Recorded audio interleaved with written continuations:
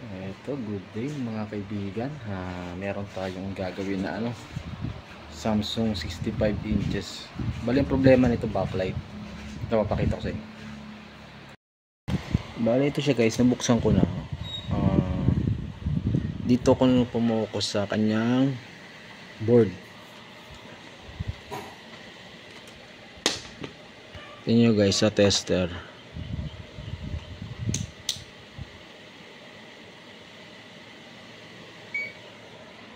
Tingnan yung tester natin. Grounded kasi itong backlight niya sa body.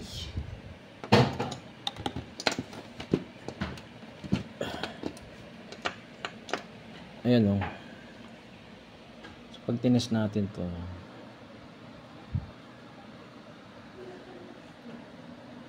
diba? Pag nakakabit yan, kapag kakabit ko siya, kasi nakahang tong board niya, ayan o. Ngayon pag kinabit ko siya, kasing ko lang,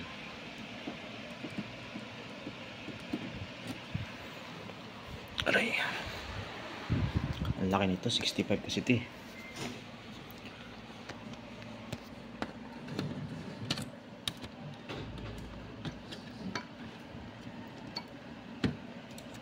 So hinang ko siya para sa pag-test. Bali na test ko na to Tanggalin ko muna to. Ayan. Yun, tanggal ko na. Tingnan nyo guys, sunog na yung mga terminal nyo.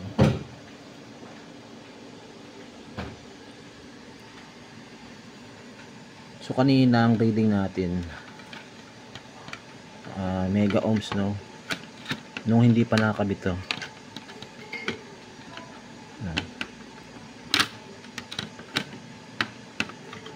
Yan. Tulak ko.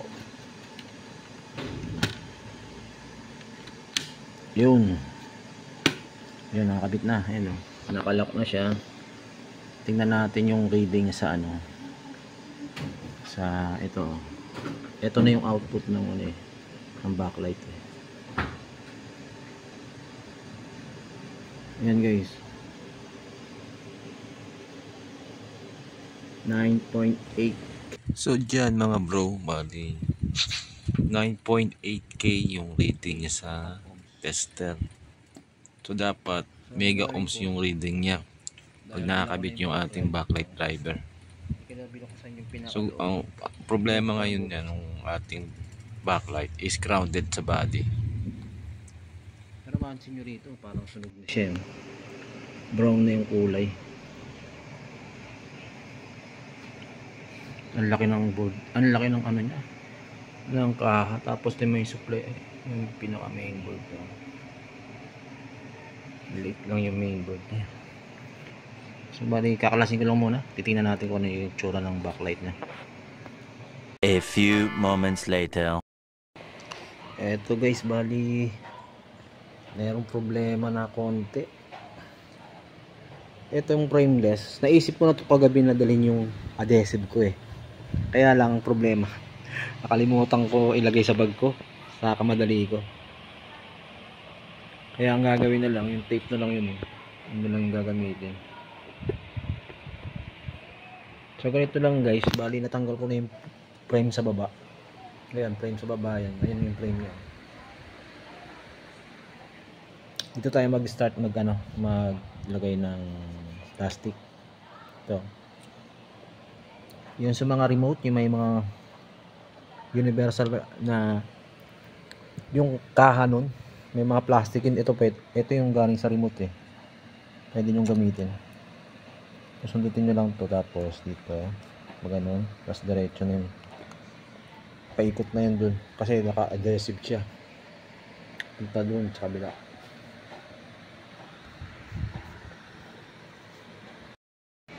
Ito na siya guys. Bali hindi ko na pinakita kung paano baklasin So, mahirap siyang baklasin guys. Ito yung pinaka niya, yung salaan ng liwanag itong puting parang papel. Tapos ito yung pinaka backlight. Akala ko nung una edge type to, pero hindi. Mga concave pala to. Ayan. Nung chinek ko sa online, concave yung ano niya, yung backlight. So, ang kagandahan nito, disakit siya. Titignan nyo, mukhang matino pa naman siya, no? Gamit ako ng tester. So ito yung panel natin, mga bro. Sobrang haba niya, 65 inches.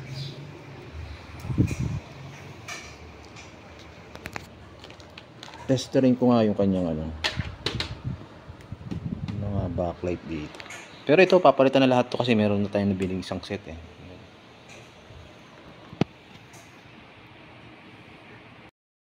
Bali nakita ko na guys yung grounded ito. Sunog yung loob. So, pag ginamitan natin siya ng tester sa body ground, sunod natin dito yung tester sa ground. Tapos dito sa positive supply o dito. Ayun, meron na siyang reading sa body. 2.2 o 19. Yan, ito bago-bago. So reading niya sa ano, sa body. Kaya namamatay yung ating backlight. Hindi niya ma-on yung TV dahil grounded yung backlight natin, no? So dahil dyan, lahat na to papalitan natin. Meron na tayong bago. Itong nasa sa PCB.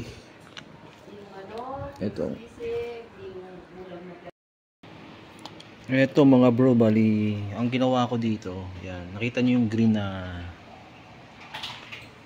wire to. Bali dito nakakonect yan sa may coil. Itong coil na to na ano, saan ba yung coil na yun? So coil yan. Ito pala, ito yung coil. Bali nakasiris yan dito sa backlight natin, no? Kaya ang ginawa ko, naglagay ako ng alligator clip. Yan, nagsiris ako ng siniris ko yung tester natin dito, no, sa digital. So malalaman natin kung check natin kung normal ba yung amperahe niya nitong power supply, no, backlight driver. Dito, no, saksak ko na, sasaksak ko.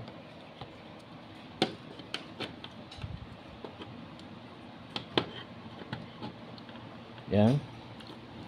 Tapos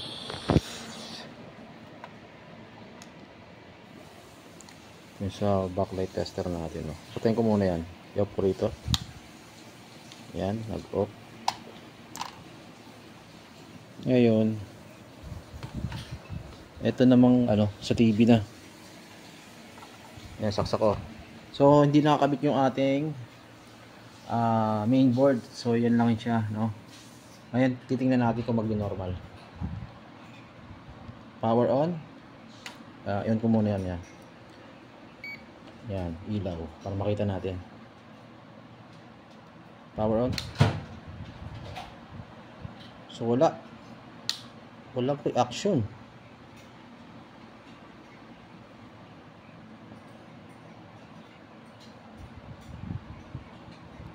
Ibig sabihin, sira yung driver niya, guys.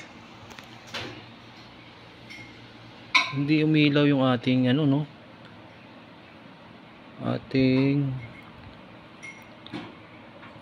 backlight. So dapat nag-on yun siya. So, magandang gawin, ano,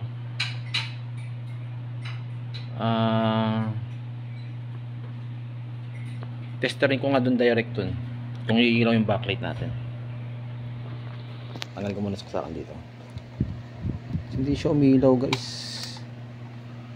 Ang Samsung, pag tinanggal mo yung mainboard, iilaw yan kusa eh. Sa kanya hindi siya umilaw eh. So gamitan ko muna ng ano, tester. Testerin muna natin kung yung backlight tester muna gamitin natin. Eto, balik tayo mga bro. Ito yung tester ko, no. Bali, kinabit ko muna lahat, pati yung mainboard yan, pati yung panel. So ngayon, testing natin yung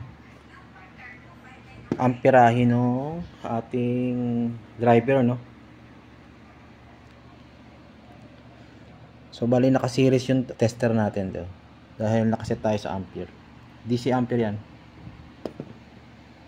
DC ampere. Ginamit na natin din yung ano, yung coil niya. Yung coil niya sa driver, no. Dito nakalagay yun. Tingnan natin kung ilang amperahe yung kanyang ano. Kung gagana yung ano, yung backlight. Ito, saksak ko. On.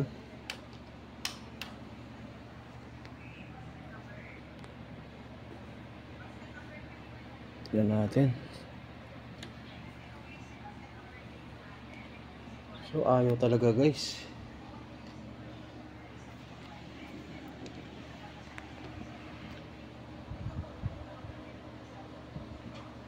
Ayaw gumana nung driver natin.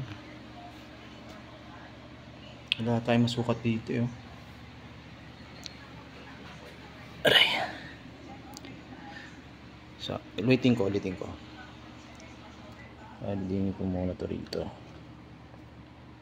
Tapos on.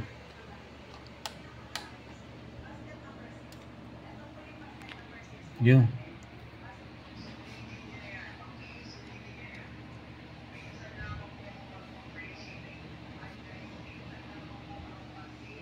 Nag-on na yung ating ano, pero wala pa rin siya, yun, oh. Sira talaga yung driver niya, guys. Kasi nawala na yung standby niya rito. Tapos hindi na siya nag-on dito sa driver. So gagawin lang natin ito, ano, modification na lang.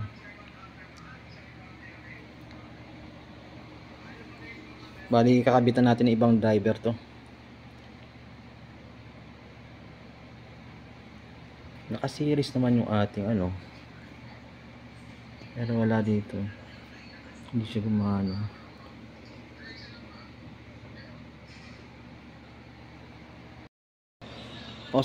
Second attempt tayo kasi hindi pala naka-ano doon. Hindi siya naka-lock doon. So ngayon, saksak natin ulit. Tingnan natin kung gagana. On ko rito. Up. Yun, gumana. Yun, guys. Normal naman yung kanyang ano, backlight, no. Ayun. Nag 0.6. Nag 0.6 siya. Hindi safe yun. Dapat mga 0.2 lang, 0.250. 0.6, sisirain yung ilaw natin. Kita nyo yun, guys. Bali, sira talaga yung driver niya. Papalitan na lang natin ang driver. 1 hour later. Ito mga bro, okay na po yung TV ni madam. Bali, hindi ko na napakita yung ano, yung pagkabit ng backlight driver. Bro, huwag kang mag-alala. Gagawin natin. Bali, yung ginamit kong backlight driver. Salamat, partner. Bali, saan na ba yun? 50 watts na ano, na backlight driver. But I need extra help today. Saka ginamita ko siya ng switch papunta dun sa mainboard niya na 15 volts. It's okay. No argument. Alam po kaibigan niyo Okay. siya. Okay lang, ganito na lang and thank you for watching. Baka makapiright tayo. Good idea, Gina. Sana pabawi tayo.